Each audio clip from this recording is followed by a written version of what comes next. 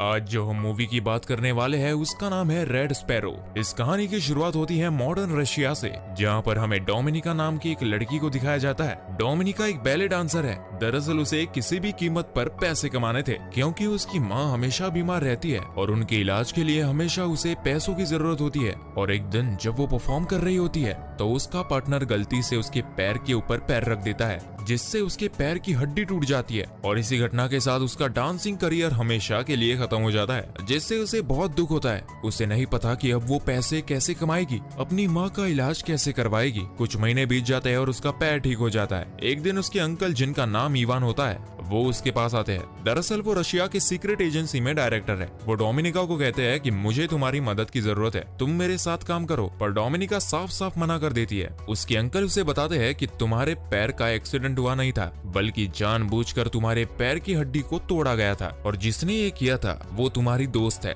उसने ऐसा इसलिए किया ताकि वो डांसिंग में तुम्हारी जगह ले सके। ये सुनकर डोमिनिका को बहुत दुख होता है और बहुत गुस्सा आता है, और वो अपनी दोस्त के घर जाती है और उसे बुरी तरह से मारती है। इसके बाद एक बार फिर से वो अपने अंकल इवान से मिलती है और उनसे पूछती है कि मुझे क्या करना होगा। उसके अंकल उसे बताते हैं एक बहुत बड़ा गैंगस्टर है, तुम्हें उसे सीड्यूस करके एक होटल के कमरे में लाना होगा, और इसके बाद हमारे एजेंट्स अपना काम कर देंगे। इसके बदले तुम्हारी माँ के जितने भी मेडिकल के खर्चे हैं वो सब के सब हम उठाएंगे। और अब डोमिनिका उसकी बात मान जाती है। वो उस गैंगस्टर से एक बार में मिलती है जहाँ पर उसे सीड्यूस करती है। इसके बाद वो गैंगस्टर उसे होटल के कमरे में ले जाता है, और यहाँ पर इस वक्त कोई भी नहीं पहुंचा होता, इसलिए वो आदमी उसकी जबरदस्ती इज्जत लूट लेता है, जिससे डोमिनिका को बहुत दुख होता है, क्योंकि उसे सिर्फ उस आदमी को सीड्यूस करना था। अब यहाँ एजेंट आता है और उस गैंगस्टर को मार देता है। पर डोमिनिका के साथ जो हुआ वो उस बात से टूट गई है। वो अपने अंकल के पास जाती है और कहती है कि आज के बाद मैं ये काम कभी नहीं करूंगी। उसके अंकल को इस बात से कोई फर्क नहीं पड़ता कि उसकी इज्जत लूट चुकी है। वो कहते हैं कि अब तुम्हें हमारे राज के बारे में पता चल चुका है कि हम किस तरह से काम करते हैं, यानी कि तुम भी अब इस सीक्रेट एजेंसी का एक हिस्सा बन चुकी हो, और अगर तुमने हमारे साथ काम नहीं किया तो तुम्हें मार दिया जाएगा,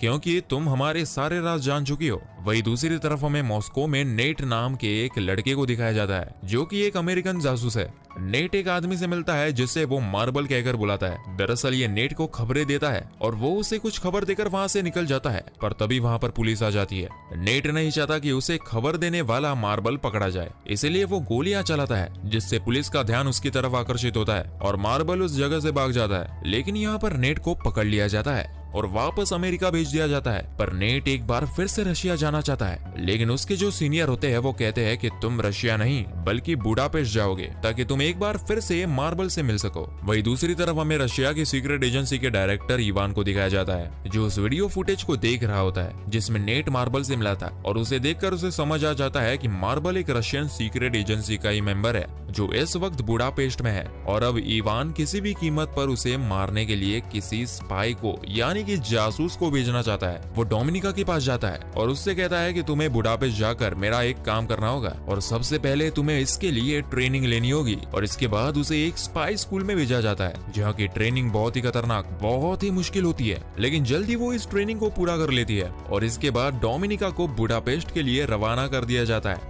यहाँ पहुंचने के बाद सबसे पहले उसे नेट का विश्वास जीतना होगा, ताकि उसके जरिए किसी भी कीमत पर मार्बल तक पहुंच सके। दरअसल मार्बल का चेहरा कोई भी नहीं जानता, किसी को नहीं पता कि वो कैसा दिखता है। सिर्फ नेट एक तरीका है जिसके जरिए मार्बल तक पहुंचा जा सकता है। और अब डोमिनिका बुडापेस्ट पहुंच जाती है, जहाँ पर वो अपनी एक साथी एजेंट के साथ रहती है। साथ ही अब वो नेट का पीछा करना शुरू कर देती है। वो उस स्विमिंग क्लब को भी ज्वाइन कर लेती है जहाँ नेट रोज आता है। डोमिनिका बार बार उसके सामने से जानबूझकर निकलती है ताकि वो उसे देखे। डोमिनिका बहुत ही सुंदर है, इसीलिए नेट भी उसे देखना शुरू कर देता है। और एक दिन जब वो सड़क पर उसके सामने से गुजरती है तो वो उससे बात करता है। नेट को कहीं ना कहीं डोमिनिका के ऊपर शक है। डोमिनिका जब अगले दिन स्विमिंग क्लब जाती है तो देखती है कि वहाँ पर उसका आईडी कार्ड नहीं है। दरअसल नेट उसका आईडी कार्ड निकाल कर अपने साथ ले गया होता है, और अब उसे पता चल जाता है कि वो एक रशियन स्पाई है। लेकिन फिर भी वो बार बार उससे मिलता है। हालांकि अब उसे पता है कि डोमिनिका उसे बार बार इसलिए मिलती है ताकि वो मार्बल के बारे में इंफॉर्मेशन निकाल सके।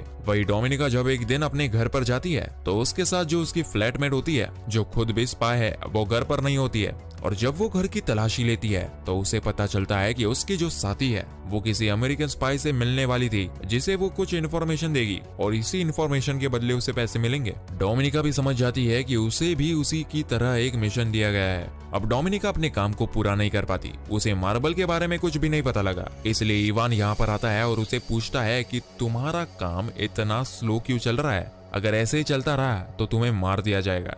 वो कहते हैं कि मेरे काम स्लो चलने का कारण ये है कि मैं अपनी साथी एजेंट के साथ उसके मिशन पर काम कर रही हूँ। ये सुनने के बाद इवान को बहुत गुस्सा आता है और जब डोमिनिका अपने घर पर नहीं होती तभी वहाँ पर एक दूसरा रशियन एजेंट आता है जो डोमिनिका के फ्लैटमेट को मार देता है, क्योंकि उसने अपने सीक्रेट मिशन को डोमिनिका के साथ शेयर किया था। हालांकि उसने नहीं किया होता है, लेकिन डोमिनिका ने कहा होता है कि मैं उसके साथ काम कर रही हूँ। इसीलिए इवान को और रशियन इंटेलिजेंस को ये लगता है कि उसने अपने खुफिया मिशन को किसी के साथ शेयर किया है, इसलिए उसे मार दिया जाता है। साथ ही जब डोमिनिका घर पहुंचती है तो वही रशियन एजेंट उसे धमकी देता है और कहता है कि अगर तुम अपने मिशन में फेल हुई तो हम तुम्हें भी मार देंगे। डोमिनिका इस बात से बहुत ज्यादा डर जाती है। वो नेट से मिलने उसके फ्लैट पर जाती है, जहाँ पर नेट उसे बताता है कि मुझे पता है कि तुम एक रशियन जासूस हो। डोमिनिका बताती है कि मुझे अपनी और अपनी माँ की जान बचानी है, इसलिए उसे रशियन जासूस बनना पड़ा। नेट उससे कहता है कि मैं तुम्हारी और तुम्हारी माँ की सुरक्षा की गारंटी लेता हूँ, लेकिन तुम्हें डबल एजेंट बनना होगा, यानी कि तुम्हें हमारे लिए काम करना होगा।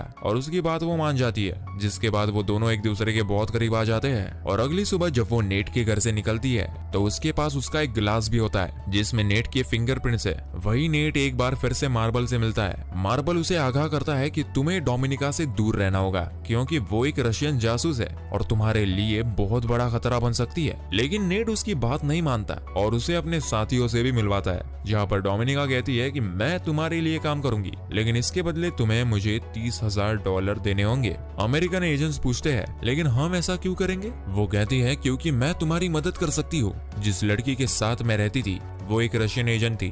उसे एक मिशन दिया गया था, जिस मिशन के तहत उसे यूएस सेंटर के चीफ स्टाफ से मिलना था, जो उसे अमेरिका के बारे में बहुत सारी इंफॉर्मेशन देने वाली थी। पर उसकी अब मृत्यु हो चुकी है और वो मिशन अब मुझे दिया गया है। मैं तुम्हारी इसमें मदद कर सकती हूँ। ये सुनने के बाद वो उसे पैसे देने के लिए राजी हो जाते हैं और अब डोमिनिका यूएस सेंटर के चीफ स्टाफ से मिलती है, जो उसे डेस्क देती है। दरअसल डोमिनिका की और यूएस सेंटर की चीफ स्टाफ के ऊपर यहाँ पर रशियन के साथ साथ अमेरिकन जासूस भी नजर रखे होते हैं। डोमिनिका ने जो डेस्क ली होती है वो किसी तरह से उसे बदल देती है और नेट तक पहुंचा देती है। अमेरिकन सेंटर की चीफ स्टाफ जब बाहर जाती है तो उसे चारों तरफ से घेर लिया जाता है। ये सब के सब अमेरिकन जासूस है। उसे समझ आ जाता है कि उसका खेल खत्म हो चुका है। वो भागने की कोशिश करती है, लेकिन वो चारों तरफ से घिरी हुई है और तभी उसका एक्सीडेंट हो जाता है, जिसमें उसकी मृत्यु हो जाती है। उसकी मृत्यु से रशियन को बहुत बड़ा झटका लगता है, क्योंकि वो उनके लिए काम करती थी, उन्हें इन्फॉर्मेशन दिया करती थी। और अब इवान को डोमिनिका और उसके सीनियर पर शक हो जाता है, क्योंकि उस मीटिंग के बारे में डोमिनिका और उसके सीनियर को ही पता था।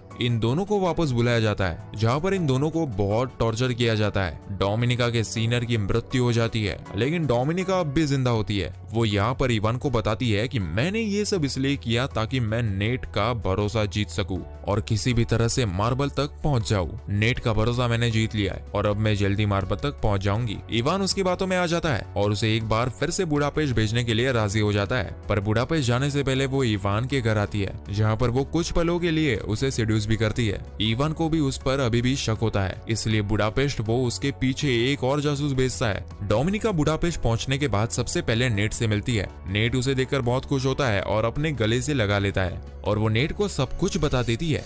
नेट अभी भी उसे मार्बल के बारे में कुछ नहीं बताता, लेकिन वो उसे बहुत पसंद करता है, इसलिए एक बार फिर से वो दोनों एक दूसरे के करीब आ जाते हैं। ये दोनों के दोनों सो जाते हैं, पर जब डोमिनिका की नींद खुलती है तो देखती है कि उसके सामने वही एजेंट है जिसे डोमिनिका के पीछे रशिया से भेजा गया था और उसने नेट को पकड़ा हुआ था। वो किसी भी हालत में मार्बल का असली नाम और उसकी पहचान उसे जानना चाहता था, पर नेट उसे नहीं बताता। इसके बाद डोमिनिका भी नेट को मारने लगती है और उससे मार्बल का असली नाम पूछती है, लेकिन उसे टॉर्चर करते करते अचानक से वो रशियन जासूस के ऊपर हमला करके उसी को मार देती है, जिसके चलते दोनों के दोनों घायल हो जाते हैं और डोमिनिका और नेट दोनों हॉस्पिटल में होते हैं। यहाँ पर रशिया के जनरल, जो कि इवान के सीनियर होते हैं और डोमिनिका उन्हें पहले से जानती है, वो डोमिनिका से मिलने के लिए आते हैं और कहते हैं कि मुझे पता है कि नेट ने तुम्हें मार्बल का असली नाम नहीं बताया और जिस जासूस को हमने तुम्हारे पीछे भेजा था उसे तुमने ही मारा है और बहुत सारी ऐसी बातें हैं जो तुमने हमसे यानी कि रशिया से छुपाई है। डोमिनिका साफ साफ मना कर देती है।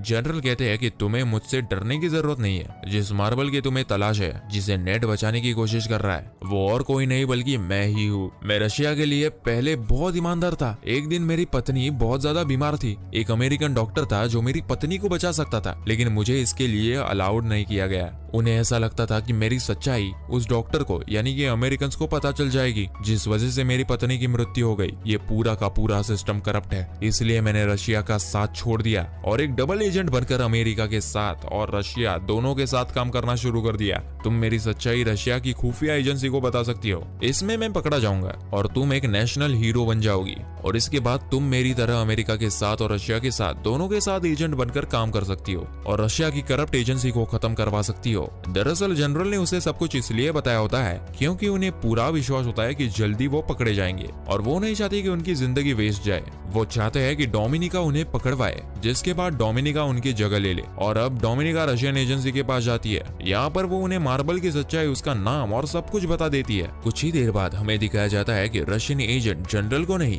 बल्कि इवान को पकड़ लेते हैं, क्योंकि उसने इवान का नाम बताया होता है कि इवान ही मार्बल है, और साथ ही उसने बहुत सारे सबूत भी दिए होते हैं। इसमें पहला सबूत होता है कि उसने इवान के नाम पर अकाउंट खुलवाया होता है, जिसमें उसने अमेरिकन से $30,000 लिए थे। साथ ही जब वो इवान के घर पर गई थी तो वो ग्लास जो नेट के घर से लाई थी, जिसमें नेट के फिंगरप्रिंट्स थे, वो उसने अंकल इवान के घर पर छोड़ दिया था, जिसमें ये साबित होता है कि इवान और नेट आपस में मिले हुए हैं। दरअसल वो शुरू से ही इवान को इस जाल में फंसा रही थी, जो पूरी तरह से उसके जाल में फंस चुका है। वो चाहकर भी अपनी बेगुनाही साबित नहीं कर सकता। रशियन एजेंसी इवान को जान से मार देती है और इस तरह से इवान का खात्मा हो जाता है। डोमिनिका ने मार्बल का पर्दाफाश किया होता है, इसीलिए उसे प्रमोशन मिल जाता है और अब वो रशिया में अपनी माँ के साथ बहुत खुश है। इसी के साथ ये फिल्म की कहानी यहाँ पर खत्म हो जाती है।